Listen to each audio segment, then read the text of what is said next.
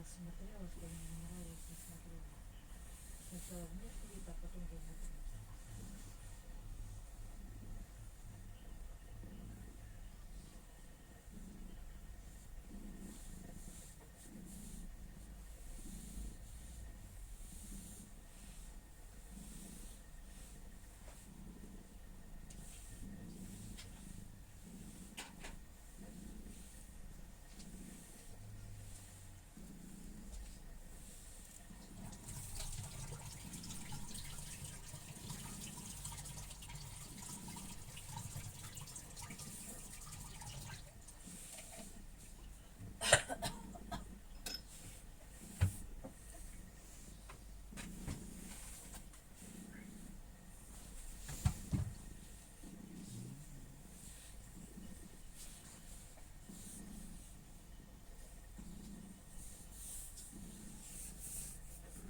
Но они не считаются, может быть, изоляционными.